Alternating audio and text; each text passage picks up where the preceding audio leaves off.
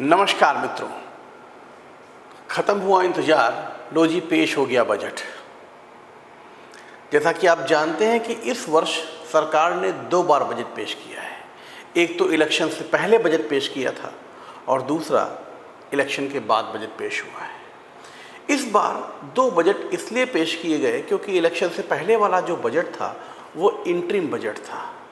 Interim budget में सारे allocations नहीं किए जाते क्योंकि ये नहीं पता होता कि कौन सी सरकार जीत के आएगी। अगर वही सरकार दोबारा बनती है तो वो फिर से बजट बनाती है जिसको रिवाइज्ड बजट के नाम से जाना जाता है। या हम यूँ भी कह सकते हैं कि अपने पुराने बजट में कुछ पैसा अलॉट किया जाता है। तो इस बार ठीक वही हुआ और सरकार ने एक बार फिर से बजट पेश किया जो कि रिवाइज्ड बजट के रूप में था। तो इस बार जो बजट में काफ़ी सारे लोग उम्मीद लगाए बैठे हुए थे, क्या क्या मिला उनको, किसकी झोली में क्या क्या गया, इन सब के बारे में आज हम बात करने वाले हैं। बजट से आप भी जानते हैं कि काफ़ी क्वेश्चंस एग्ज़ाम में भी आपको मिलते हैं। अगर आप एग्ज़ाम की तैयारी नहीं भी कर रहे हैं तब भी आपको ये जानना होता है कि बजट में आपके लिए क्या था, क्या चीज़ें आपके लिए सरकार ने बेहतर किया है, इस बजट से आपको क्या फ़ायदा हुआ है। इन्हीं सब बातों को ध्यान में रखते हुए बजट के कुछ हाईलाइट पॉइंट्स को हमने डिस्कस करने का प्रयास किया है। उम्मीद करते हैं कि आपको बिल्कुल पसंद आने वाला है ये बजट।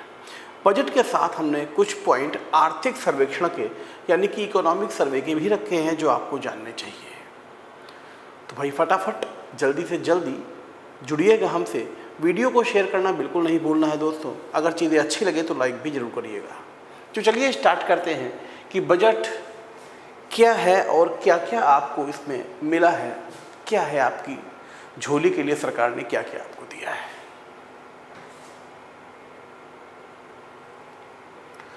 तो हम सबसे पहले बात करेंगे आर्थिक सर्वेक्षण से। सबसे पहले हम आर्थिक सर्वेक्षण से बात करेंगे इकोनॉमिक सर्वे से कि इकोनॉमिक सर्वे क्या होता है। देखिए, सबसे पहले आपको जानना ये ज़रूरी है कि इकोनॉमिक सर्वे होता क्या है। बजट तो आप जानते हैं कि सरकार क्या करने वाली है, अगले साल क्या सरकार की मंशा है, सरकार क्या करेगी, वो बजट में आपको देखने को मिलता है। लेकिन इकोनॉमिक सर्वे क्या है जो बजट से ठीक एक दिन पहले पेश किया जाता है। तो मेरे भाई, अगर आपको नहीं पता इकोनॉमिक सर्वे क्या है तो आपको बताऊंगा कि इकोनॉमिक सर्वे एक मैगज़ीन होती है गवर्नमेंट की जो फाइनेंस मिनिस्ट्री के द्वारा पब्लिश की जाती है। फाइनेंस मिनिस्टर इसको बजट से ठीक एक दिन पहले प्रेजेंट करती है पार्लियामेंट में। इकोनॉमिक सर्वे में सरकार के द्वारा ये बताया जाता है कि सरकार ने लास्ट ईयर में क्या क्या किया है, यानी अपनी उपलब्धियों को सरकार गिनाती है कि ये हम कर चुके हैं। इकोनॉमिक सर्वे का जो यूज़ होता है वो बजट से कंपेयर करने के लिए किया जाता है। फॉर एग्ज़ाम्पल कि कल हम कुछ देने वाले हैं तो आज इकोनॉमिक सर्वे पेश करके ये कहा जाएगा कि लास्ट ईयर सरकार ने इस योजना में इतना पैसा दिया था, इस बार इतना पैसा अलॉट कर रही है, तो इतने % हमने पैसा बढ़ा दिया है। तो कहने का मतलब है इकोनॉमिक सर्वे बजट से कंपेयर करने के लिए यूज़ की जाती है। इकोनॉमिक सर्वे में सरकार ये बताती है कि सरकार ने क्या क्या लास्ट ईयर में किया है और बजट में सरकार ये बताती है कि सरकार आगे क्या करने वाली है। बस इसीलिए बजट को प्लानिंग कहा जाता है।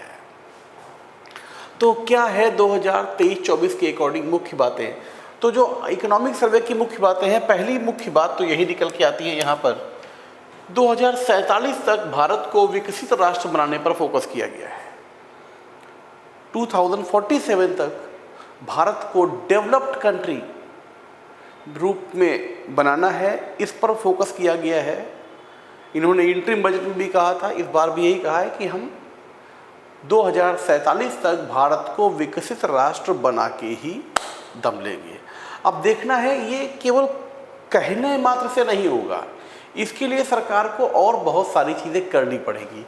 और क्या इनमें खास बात रही, ग्रोथ रेट के बारे में बताया गया है 6.5 से 7% तक रहेगी आर्थिक विकास दर, यानी कि इकोनॉमिक जो जीडीपी की बात हो रही है वो 6.5 से 7% तक रहने का अनुमान लगाया गया है। लगातार 7% से ज़्यादा की विकास दर जरूरी है, यानी अगर हम 2047 तक अपने आप को डेवलप करना चाहते हैं तो 7% की ग्रोथ रेट हमारी बनी रहना चाहिए, ये मैंडेटरी है। अगर 7% से कम ग्रोथ रेट आती है तो उसमें बहुत दिक्कत आएगी। तो इसलिए कहा गया है कि 7% से ज़्यादा ग्रोथ रेट बनी रहनी चाहिए। महंगाई पर काबू में पर खाद्य महंगाई के बढ़ने पर खतरा है। यानी महंगाई तो कंट्रोल में रहेगी, लेकिन फूड इन्फ्लेशन बढ़ने के चांस हो सकते हैं। गवर्नमेंट खुद इस बात को स्वीकार रही है कि फूड इन्फ्लेशन हो सकता है। 2030 तक हर साल 78.5 लाख नौकरियां गैर कृषि सेक्टर में सृजित करना जरूरी है। यानी कि गवर्नमेंट ने 2030 तक 78 लाख नौकरियों के बारे में लगभग सोचा है कि 78 लाख जॉब्स भी क्रिएट करनी पड़ेंगी। चीन से एफडीआई को बढ़ावा देने से फायदा होगा। यानी एफडीआई की ओर भी गवर्नमेंट का ध्यान है, विदेशी निवेश की ओर भी गवर्नमेंट ध्यान दे रही है इसमें। और अभी आपको आगे बताया जाएगा कि एफडीआई की फील्ड में गवर्नमेंट ने बहुत बड़े बड़े डिसीजंस लिए हैं। कृषि क्षेत्र में सुधार हुए जरूरी। यानी अब गवर्नमेंट फिर मान रही है कि एग्रीकल्चर में फिर से एक बार रेवोल्यूशन होने की ज़रूरत पड़ रही है। आपने जाना था, आपको पता भी होगा कि एमएस स्वामीनाथन साहब ने हरित क्रांति शुरू कराई थी भारत में। अभी गवर्नमेंट का कहना है कि फिर से एक बार रेवोल्यूशन लाने की ज़रूरत बन रही है। एग्रीकल्चर सेक्टर में एक बार फिर से रेवोल्यूशन आना चाहिए। उसके लिए गवर्नमेंट संकल्पबद्ध हो चुकी है कि हम ये काम करेंगे ताकि कृषि इनकम बढ़ सके, कृषकों का जो फार्मर्स हैं उनकी भी इनकम बढ़े और कृषि क्षेत्र फिर से एक बार काफ़ी अच्छा परफॉर्म कर पाए। केंद्र व राज्य मिलकर सुधारेंगे शिक्षा की गुणवत्ता। आपने देखा कि जिस प्रकार पेपर लीक वाले मैटर हो रहे हैं, और आप ये भी जानते हैं कि एजुकेशन को, शिक्षा को समवर्ती सूची में रखा जाता है, कौन करंट लिस्ट में रखा जाता है, क्योंकि एजुकेशन पर केंद्र सरकार भी डिसीजन लेती है और राज्य सरकार भी डिसीजन ले सकती है। इसलिए मेरे भाई दोनों मिलकर जो एजुकेशन की ओर काम करेंगे कि एजुकेशन को और अच्छे लेवल तक पहुंचाया जा सके और बेहतर से बेहतर एजुकेशन दी जाए। एजुकेशन में जो भी चैलेंजेस आ रहे हैं उनको स्टेट गवर्नमेंट और केंद्र सरकार दोनों मिलकर निपटाएंगी। ये गवर्नमेंट ने फिर से एक बार ठाना है। उद्योगों पर लाइसेंसिंग व इंस्पेक्शन का बोझ कम करने पर सरकार ने सुझाव दिया है। सरकार का कहना है कि अगर कोई इंडस्ट्री लगाना चाहता है, कोई बिजनेस करना चाहता है, तो बहुत ज़्यादा लाइसेंस के चक्कर में ना डाला जाए, उसे काम करने दिया जाए। क्योंकि सबसे बड़ी बात है, जितने भी आप डेवलप कंट्री देखेंगे, हर डेवलप कंट्री में उद्योग जो है वो काफ़ी अच्छी मात्रा में है, कंडीशन बहुत अच्छी है इंडस्ट्रीज़ की, स्टार्टअप की कंडीशन बहुत अच्छी है। तो सरकार भी कह रही है कि 2047 तक का हमने लक्ष्य जो है सुनिश्चित कर लिया है कि 2047 तक हम भारत को डेवलप कंट्री बनाएंगे। लेकिन डेवलप कंट्री अगर बनाना है तो बिजनेस को बढ़ावा देना ही पड़ेगा, हमको स्टार्टअप को बढ़ाना ही पड़ेगा। तो इसीलिए गवर्नमेंट का कहना है लाइसेंसिंग में जो बहुत ज़्यादा बर्डन होता है लोगों के, वो उसे कम किया जाए ताकि ज़्यादा से ज़्यादा लोग व्यापार में जुड़ सकें और व्यापार में जुड़कर दूसरों को भी रोजगार दें और हमारा देश डेवलप कंट्री की ओर आगे अग्रसर हो सके। तो ये कुछ इंपॉर्टेंट पॉइंट्स थी इकोनॉमिक सर्वे की। आगे बात करते हैं। नेक्स्ट, हरित बॉन्ड यानी ग्रीन बॉन्ड। मेरे भाई ग्रीन बॉन्ड की बात हो रही है यहाँ पर। ग्रीन बॉन्ड उत्सर्जन कटौती परियोजनाओं के लिए 2023 में 36,000 करोड़ रुपए के जुटाए गए थे। कार्बन एमिशन, आप जानते हैं कि इन्वायरमेंट पर भी पूरे वर्ल्ड की नज़र गड़ी हुई है। इन्वायरमेंट को सेव करने के लिए, क्लाइमेट को सही करने के लिए पूरी दुनिया की नज़रें गड़ी हुई है, इसके ऊपर है। बहुत सारे एग्रीमेंट भी होते हैं। ग्रीन बॉन्ड इसी सिलसिले में जो है लॉन्च किए गए थे। तो कार्बन उत्सर्जन को कम करने के लिए जो है जो परियोजनाएं, जो प्रोजेक्ट शुरू हुए थे, उस प्रोजेक्ट से जो है 36,000 करोड़ रुपए जुटाए गए। आयुष्मान भारत योजना के लिए 34.7 करोड़ कार्ड बनाए गए और 7.37 करोड़ हॉस्पिटल प्रवेश को कवर किया गया। बेरोजगारी दर 3.2% रही। बेरोजगारी की दर जो है, अनएम्प्लॉयमेंट रेट 3.2% रहा।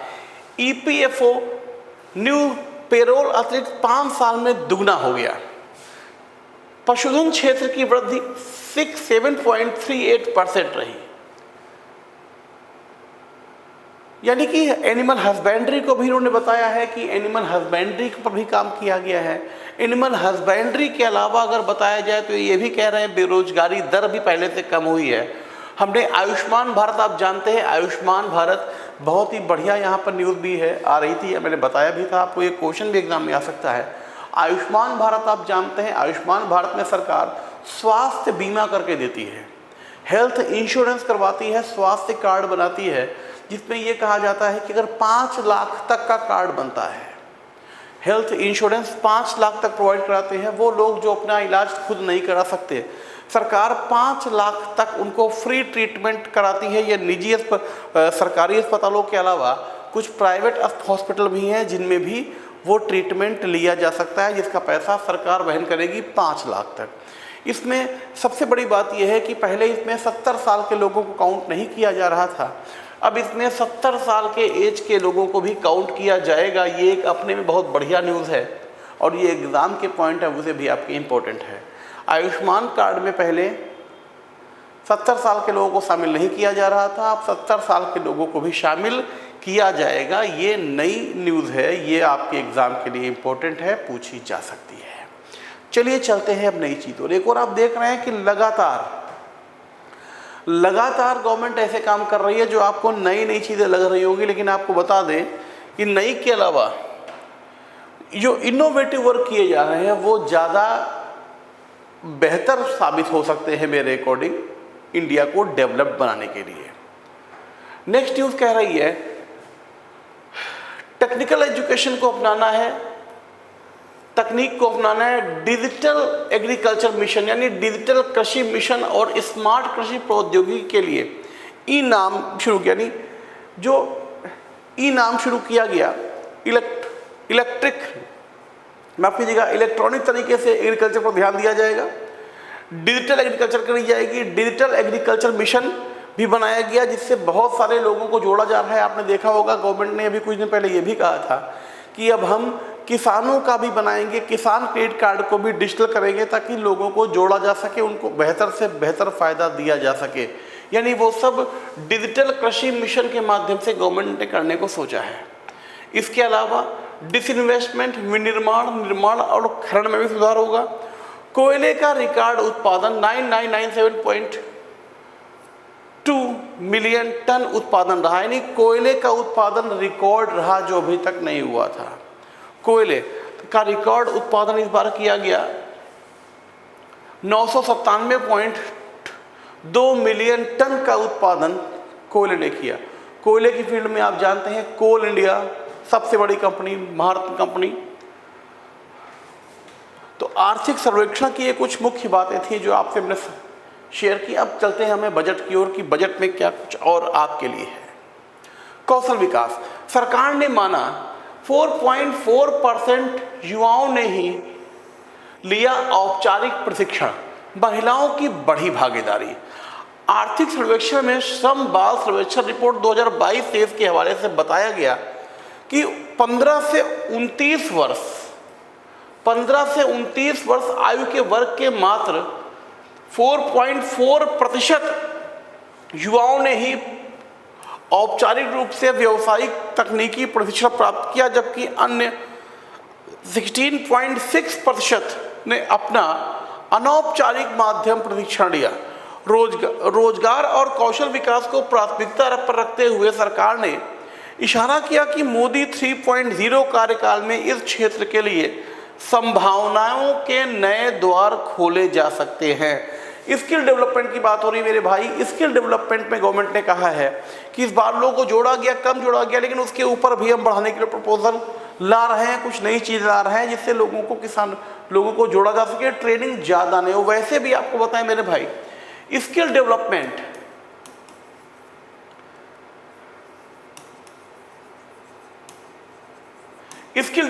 की अगर बात करें तो स्किल डेवलपमेंट वाकई में इंडिया में बहुत ज़्यादा कम है। इसके ऊपर कई सरकारों ने काम किया है, इस बार भी सरकार काम कर रही है। स्किल डेवलपमेंट में, तकनीकी की फील्ड में स्किल डेवलप नहीं हो पा रही है।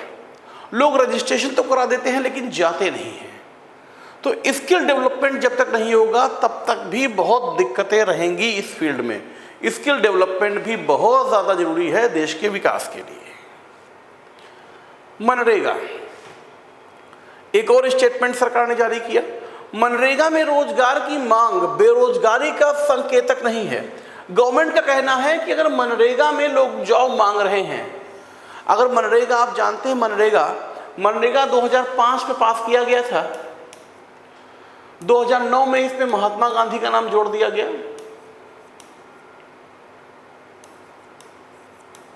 महात्मा गांधी का नाम जोड़ा गया 2009 में। आंध्र प्रदेश से स्टार्ट की गई थी ये स्कीम। 100 डेज का एम्प्लॉयमेंट प्रोवाइड कराती है। पूरे एशिया की सबसे बड़ी स्कीम है एम्प्लॉयमेंट के लिए। तो मनरेगा जो है मेरे भाई, मनरेगा में कहा गया, मनरेगा में अगर लोगों के रोजगार की मांग बढ़ रही है तो इसका मतलब ये नहीं है कि बेरोजगारी बढ़ रही है। आइए देखते हैं सरकार क्या कह रही है। मनरेगा के तहत रोजगार की मांग ग्रामीण क्षेत्र में रोजगारी का सही संकेतक नहीं है। आम धारणा के विपरीत सर्वेक्षण में बताया गया कि वित्त वर्ष 2022-23 के आंकड़ों से पता चलता है कि उच्चतम ग्रामीण बेरोजगारी दर वाले राज्यों ने सबसे अधिक मनरेगा फंड का उपयोग किया है। तो यहां पर सरकार कह रही है कि लोग ज्यादा से ज्यादा मनरेगा में भी जुड़ रहे हैं। कुल मिला के गवर्नमेंट ये बताना चाहती है कि मनरेगा के माध्यम से भी ज्यादा से ज्यादा लोगों को रोजगार दिया गया है, ज्यादा से ज्यादा लोगों ने इसका फंड यूज किया है। नेक्स्ट, ये जो डेटा आया है यहां से आपको क्वेश्चन मिल सकता है, इंपॉर्टेंट डेटा है ये। 42.3% आबादी को आजीविका मिलती है कृषि से। ये इंपॉर्टेंट डेटा है, आपके एग्जाम में मिल सकता है, ध्यान रखिएगा। ये डेटा बहुत इंपॉर्टेंट है, आपके एग्जाम में क्वेश्चन बन के दिख सकता है, ध्यान रखिएगा। 42.3%, ये ध्यान रखना, 42.3% आबादी को आजीविका मिलती है कृषि से। यानी कितने लोग कृषि के ऊपर निर्भर करते हैं, तो 42.3%। ये लेटेस्ट न्यूज गवर्नमेंट ने डाली है। 1.4% रही कृषि क्षेत्र की विकास दर 2023-24 में। एग्रीकल्चर की अगर बात करें तो 1.4% कृषि क्षेत्र में, यानी जो कृषि क्षेत्र जीडीपी आई है वो 1.4% है। नेक्स्ट न्यूज क्यों चलते हैं। अब बात करते हैं बजट की। बजट में कितना पैसा कहां से आया है और कितना पैसा सरकार ने किस ओर दिया है। यहां से भी क्वेश्चन आपके एग्जाम में देखने को मिलता है कि सबसे ज्यादा पैसा, क्वेश्चन पूछ लिया जाता है कि इस बार के बजट में सबसे ज्यादा पैसा सरकार को कहां से प्राप्त हुआ और इस बार के बजट में सरकार ने सबसे ज्यादा पैसा किस क्षेत्र को दिया है। तो आइए एक बार हम सरसरी निगाह डालते हैं उस डायग्राम के ऊपर जहां से आपको ये पता लगता है कि किस किस क्षेत्र से कितना कितना पैसा आया है और किस किस क्षेत्र में सरकार ने कितना पैसा दिया है। तो अगर डायग्राम को ध्यान रखें तो लिखा है वेयर मनी कम्स और दूसरी ओर वेयर मनी गोज, कि किस सेक्टर से कितना पैसा आया है, कितना पैसा खर्च किया गया है। तो इस डायग्राम को ध्यान से देखें आप तो पता चलता है कि जो सबसे ज्यादा पैसा आया है वो बोरोइंग से आया है। बोरोइंग एंड अदर लायबिलिटीज 27%, यानी जितना फंड इस बार सरकार ने बजट में रखा है उसका 27% पैसा बाहर से उधार मांगा गया है, यानी बोरोइंग्स करी गई है 27%। सबसे ज्यादा अगर पैसा सरकार के पास आया है तो बोरोइंग से आया है 27% जो पैसा, 27% पैसा सरकार ने उधार मांग के काम चलाया है।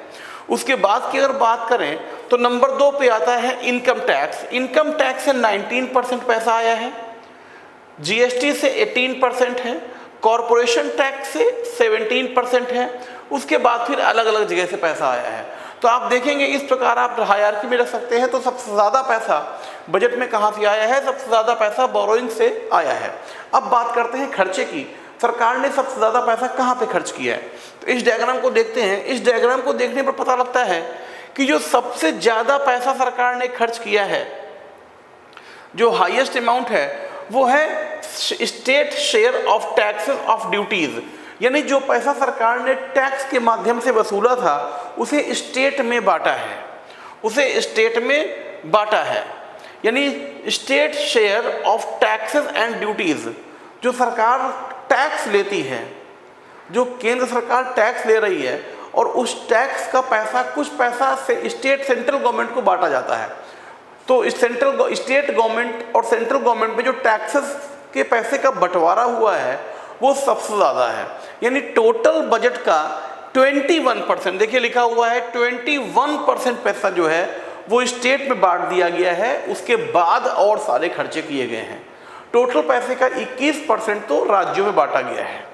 उसके अलावा अगर बात करें तो उसके बाद यानी सबसे पहले तो जितना ही पैसा सरकार ने जितना पैसा बजट में बांटने के लिए रखा था उसका 21% राज्यों में बांट दिया क्योंकि वो टैक्स कलेक्शन से आया था। उसके बाद की अगर बात करें तो सरकार ने सबसे ज़्यादा पैसा जो निकाला है वो निकाला है इंटरेस्ट पेमेंट के लिए, क्योंकि भाई जाहिर सी बात है अगर लोन ले रहे हो तो मेरे भाई ब्याज भी तो देना ही पड़ेगा।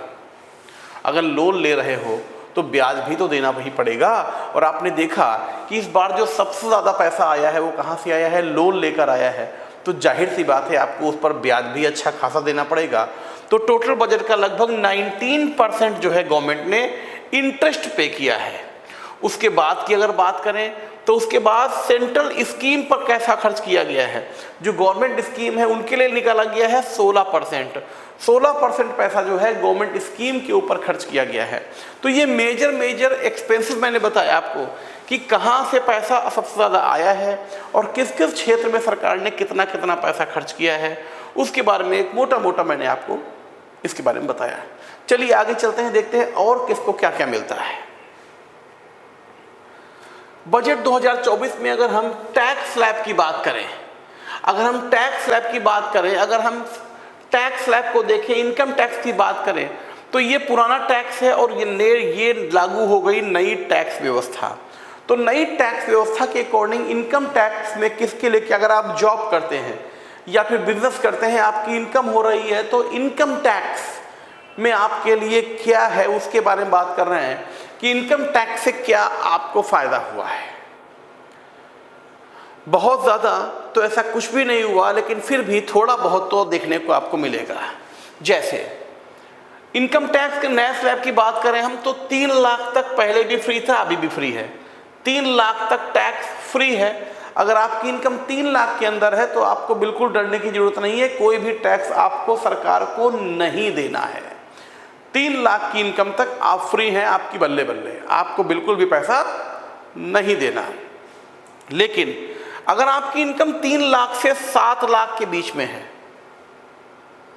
ध्यान दीजिएगा बातों पर, अगर आपकी इनकम 3 लाख से अंदर है तब तो आपको बिल्कुल भी पैसा नहीं देना है। लेकिन अगर आपकी इनकम 3 लाख से 7 लाख के बीच में है तब फिर आपको 5% टैक्स सरकार को देना पड़ेगा। अगर आपकी इनकम 7 लाख से 10 लाख के बीच है, अगर आपकी इनकम 7 लाख से 10 लाख के बीच है तो आपको 10% सरकार को टैक्स देना है। अगर आपकी इनकम 10 लाख से 12 लाख के बीच है तो आपको 15% टैक्स देना है। अगर आपकी इनकम 12 लाख से 15 लाख के बीच है तो आपको 20% टैक्स देना है। अगर आपकी इनकम 15 लाख से ऊपर है तो आपको 30% टैक्स देना है। तो मोटा अगर देखा जाए तो बहुत ज़्यादा राहत नहीं मिली है, लेकिन हाँ थोड़ा बहुत ही थोड़ा सा अंतर आपको देखने को मिलेगा कि इनकम टैक्स वालों को बेनिफिट दिया है गवर्नमेंट ने। बहुत ज़्यादा वैसे ऐसे विशेष नहीं किया है। ये टैक्स स्लैब पढ़ लीजिएगा, यहाँ से भी आपके एग्जाम में क्वेश्चन देखने को मिल सकता है। अब कुछ मेजर स्कीम की बात करते हैं कि किस स्कीम में सरकार ने कितना आवंटन किया है। हालांकि बजट तो बहुत डिटेल में है, कुछ चीज़ें आपको बता रहे हैं, कुछ आवंटन जो किया गया एलोकेशंस। जैसे कि अगर देखें तो अगर मनरेगा की बात करें, मैं एलोकेशन इन मेजर स्कीम, मनरेगा की अगर हम बात करें, मनरेगा मैंने बताया था अभी मनरेगा के बारे में आपको।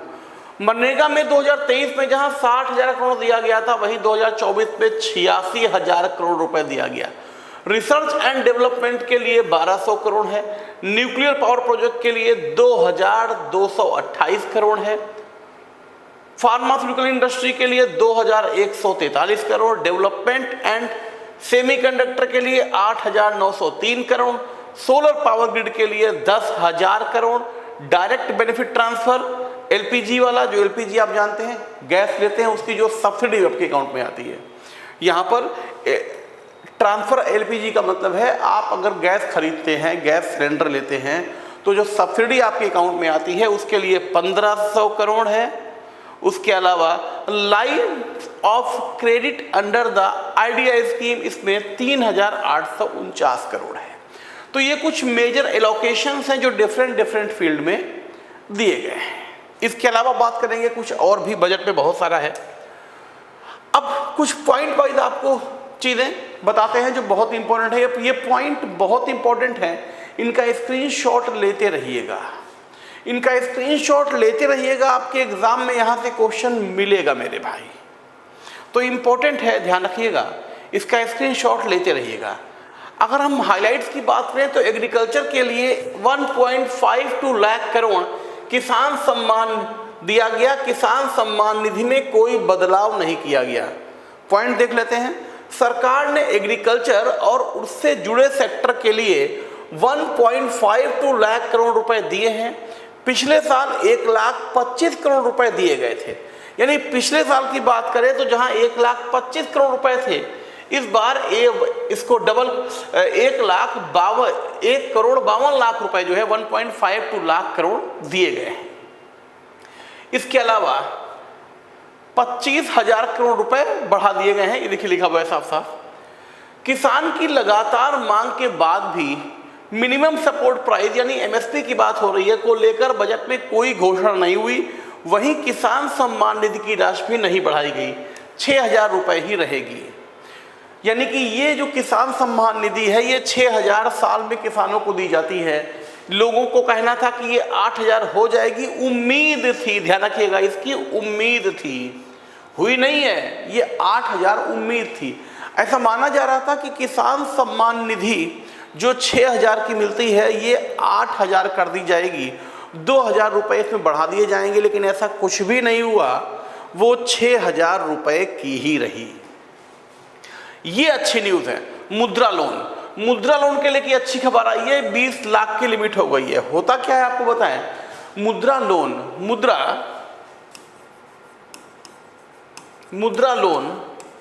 मुद्रा योजना 2015 में सरकार के द्वारा शुरू की गई थी। सरकार के द्वारा 2015 में एक योजना शुरू की गई थी जिसका नाम था मुद्रा स्कीम। मुद्रा स्कीम में सरकार ने यह कहा था कि अगर कोई अपना रोजगार करना चाह रहा है, कोई व्यक्ति अपना स्वरोजगार करना चाह रहा है, अपना बिजनेस करना चाह रहा है और पैसे की कमी है, उसके पास पैसे नहीं है, तो अगर वो व्यक्ति चाहे तो मुद्रा लोन से सहायता ले सकता है। बिना गारंटी 10 लाख तक का लोन सरकार के द्वारा प्रोवाइड किया जा रहा है, जिसको मुद्रा लोन कहते हैं, जिसे लेकर वो अपना बिजनेस स्टार्ट कर सकता है। केवल यही नहीं, अगर आपका पहले से कोई बिजनेस है और आप अपने बिजनेस को और आगे बढ़ाना चाहते हैं, मेरी बात समझ लीजिएगा, अगर आपका पहले से कोई बिजनेस है और आप अपने बिजनेस को आगे बढ़ाना चाहते हैं, उसके लिए भी आप ये लोन सरकार से ले सकते हैं, जो कि 10 लाख की लिमिट का था, बिना गारंटी का। इसे मुद्रा लोन कहते थे। अभी क्या हुआ है, सरकार ने इसकी लिमिट डबल कर दी है। अब अगर कोई व्यापार करना चाहता है या अपने व्यापार को आगे बढ़ाना चाहता है, तो सरकार जो फ्री में लोन दे रही थी, बिना गारंटी के लोन दे रही थी, उसकी सीमा 10 लाख रुपए नहीं है, उसकी सीमा 10 लाख से बढ़ाकर 20 लाख रुपए तक कर दी गई है। अब 20 लाख रुपए तक लोन लिया जा सकता है बिना गारंटी का और व्यापार किया जा सकता है। ये बहुत ही बढ़िया न्यूज़ है उन लोगों के लिए जो व्यापार कर रहे हैं या व्यापार अपना करना चाहते हैं। अब आगे चलते हैं दोस्तों, देखते हैं कि महिलाओं के लिए क्या विशेष जो है इन्होंने दिया है इस बार के बजट में। तो अगर देखें आप तो महिलाओं के लिए 3 लाख करोड़ दिए गए हैं। इसमें महिलाओं के लिए इस बार हॉस्टल भी बनाए जाएंगे, ये भी इस बार के बजट में जो है इंश्योर किया गया है। महिलाओं और लड़कियों को फायदा पहुंचाने वाली योजनाओं के लिए 3 लाख करोड़ से अधिक का आवंटन किया गया है। सरकार वर्कफोर्स में महिलाओं की भागीदारी को बढ़ावा देने के लिए कामकाजी महिलाओं के लिए हॉस्टल भी बनाएगी। यानी अब अगर महिलाओं को ये लगता है कि हमको HRA नहीं मिल रहा, हम कहाँ रहेंगे, दिक्कत होगी, सिक्योरिटी का इशू है, तो महिलाओं के लिए सरकार अब हॉस्टल भी बनाएगी। जो वर्कफोर्स में महिलाएं शामिल हैं, जो कार्यकाजी महिलाएं हैं, काम करती हैं, उनके लिए सरकार हॉस्टल भी बनाएगी। ये भी गवर्नमेंट ने इस बार स्पष्ट किया है। इसके अलावा अगर आप देखें, नालंदा को पर्यटन स्थल के रूप में बढ़ावा देगी सरकार। बहुत ही ज़बरदस्त बिहार को फ़ायदा मिलेगा इससे, क्योंकि पर्यटन स्थल का फ़ायदा इससे काफ़ी जो है ज़्यादा बिहार को मिलने वाला है। कुल मिला के नीतीश कुमार को खुश करने के लिए भी सरकार ने बहुत कुछ किया है। देख सकते हैं आप, लिखा हुआ है साफ साफ, केंद्र सरकार ने बिहार के नालंदा राजगीर कॉरिडोर सहित नालंदा को पर्यटन स्थल के रूप में बढ़ावा देगी, यानी कि नालंदा को पर्यटन स्थल के रूप में बढ़ावा दिया जाएगा। काशी विश्वनाथ मंदिर की तरह विष्णुपद मंदिर और महाबोधि मंदिर, ये दोनों चीज़ ध्यान रखिएगा, इंपॉर्टेंट है, एग्जाम में पूछे जा सकते हैं। ये इंपॉर्टेंट टेम्पल हैं। काशी विश्वनाथ मंदिर की तरह विष्णुपद मंदिर और महाबोधि मंदिर में कॉरिडोर को डेवलप करेगी। उसके अलावा अब अगर आप शेयर मार्केट की ओर चलते हैं, कैपिटल मार्केट की ओर चलते हैं, तो वहाँ आपको देखने को मिलेगा फ्यूचर एंड ऑप्शन पर STT बढ़ाया गया है। STT सिक्योरिटी ट्रांजैक्शन टैक्स, यानी कि STT, जो कि पहले 0.0125% था, बढ़ाकर 0.02% हो गया है। उसके अलावा ऑप्शन ट्रांजैक्शन के ऊपर 0.0625 से बढ़ाकर 0.1% लगाने का ऐलान घोषणा कर दी गई है। इसके अलावा F&O में छोटे निवेशकों की बढ़ती संख्या और घाटे के कारण सरकार ने ऐसा किया है। इसके अलावा देखें आप अगर, तो एंजल टैक्स को ख़त्म किया गया। इससे क्या होगा, इससे छोटे व्यापारियों को, छोटे स्टार्टअप्स को बढ़ावा मिलेगा। एंजल टैक्स होता क्या है, तो दोस्तों आपको बताना चाहूँगा, क्योंकि इस बार एंजल टैक्स फिर से चर्चा का इशू बन गया है, तो ये इम्पॉर्टेंट क्वेश्चन है, आपके एग्ज़ाम में इस बार देखने को मिल सकता है। अगर आप एग्ज़ाम देने वाले हैं इस बार, तो आपको ये देखने को मिल सकता है, क्योंकि एंजल टैक्स बजट में घोषणा की गई है, इससे जुड़ी हुई, तो फिर से हाईलाइट हो गया है।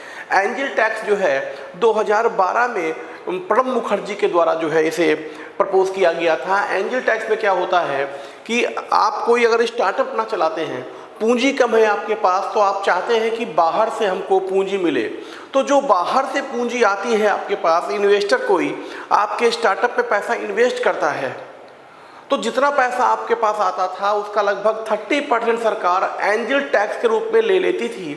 तो इन्वेस्टमेंट का लगभग 70% पैसा ही आप खर्च कर पाते थे। अब ऐसा नहीं होगा। अब जो स्टार्टअप कंपनीज हैं माफ़ कीजिएगा, अब जो स्टार्टअप कंपनीज हैं उनमें जितना निवेशक पैसा डालेगा वो सारा का सारा पैसा स्टार्टअप खर्च कर पाएंगे।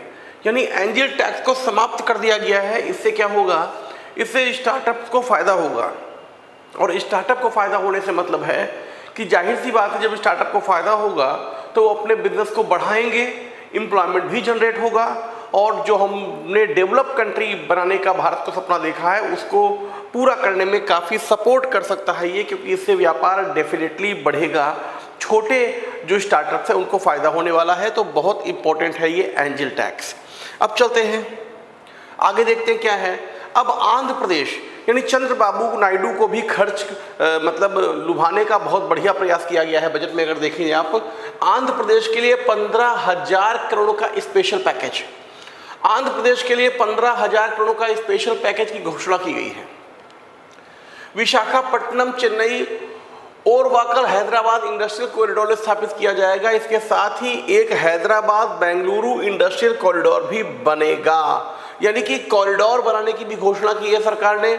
आंध्र प्रदेश को स्पेशल 15,000 करोड़ का पैकेज दिया गया है। ये भी अपने में बहुत महत्वपूर्ण है, क्योंकि आप जानते हैं इस बार एनडीए गवर्नमेंट चंद्रबाबू नायडू और नीतीश कुमार के सहारे चल रही है, तो बहुत ही ज़बरदस्त उनको फ़ायदा दिया गया है।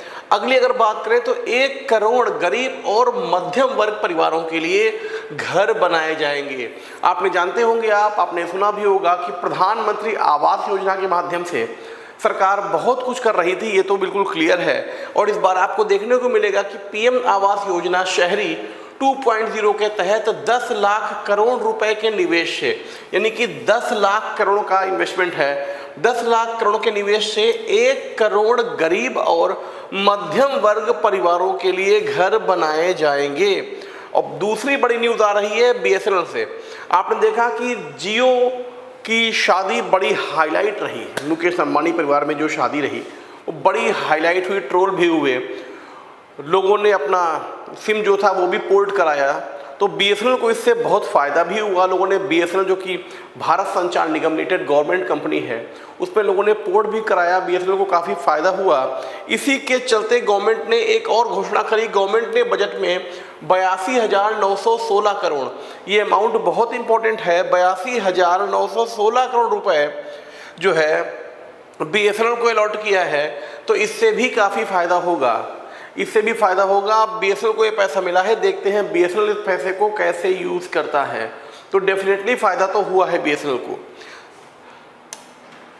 नेक्स्ट, बिहार की अगर हम बात करें तो बिहार में एयरपोर्ट, मेडिकल कॉलेज और सपोर्ट इंफ्रा भी बनाया जाएगा। यानी कि जैसा कि मैंने बताया था आपको कि चंद्रबाबू नायडू के साथ में अगर देखा जाए तो नीतीश कुमार को भी खुश करने का काफ़ी जो है गवर्नमेंट ने इस बजट में प्रयास किया है। 26,000 करोड़ की लागत से पटना पूर्णिया एक्सप्रेसवे, बक्सर भागलपुर हाईवे, बोध गया, राजगीर, वैशाली, दरभंगा में बेहतर सड़क संपर्क और बक्सर में गंगा नदी पर एक एडिशनल 2 लेन पुल का डेवलपमेंट होगा। अमृतसर कोलकाता इंडस्ट्रियल कॉरिडोर पर बिहार के गया में इंडस्ट्रियल नोड डेवलपमेंट किया जाएगा। यह पूर्वी क्षेत्र के विकास को गति देगा। राज्य में एयरपोर्ट, मेडिकल कॉलेज और सपोर्ट इंफ्रा की भी स्थापना की जाएगी। यानी कि बिहार को भी इस बजट में ध्यान में रखा गया है और बिहार को भी खुश करने का प्रयास किया गया है। एमएसएमई इंटरनेशनल मार्केट में प्रोडक्ट बेच सकेंगे। पब्लिक प्राइवेट पार्टनरशिप मोड में ई कॉमर्स के माध्यम से एक्सपोर्ट को बढ़ावा देने के लिए हब बनाए जाएंगे। इससे एक छत के नीचे ट्रेड और एक्सपोर्ट रिलेटेड सर्विसेज की सुविधा मिलेगी। इसके अलावा जो लोग ई कॉमर्स कर रहे थे, जो लोग ई बिजनेस करते थे, ऑनलाइन बिजनेस करते थे, उनके लिए भी यहाँ पर कुछ है। ई कॉमर्स ट्रेडर्स पर लगने वाले टैक्स को 1% से घटाकर 0.10 कर दिया गया है। यानी जो ऑनलाइन सेल करते थे उनको राहत दी है सरकार ने इस बजट में। तो आपने देखा सरकार ने हर वर्ग के लिए कुछ ना कुछ करने का प्रयास किया है। किसी को ज़्यादा मिला है, किसी को कम मिला है। अब आपको कैसा लगा यह बजट, कमेंट बॉक्स में कमेंट करके ज़रूर बताना है आपको कि क्या आपको इस बजट से फ़ायदा हुआ है। इंतज़ार रहेगा आपके कमेंट का। कमेंट बॉक्स में ज़रूर बताएं कि आपको इस बजट से क्या फ़ायदा पहुंचा है।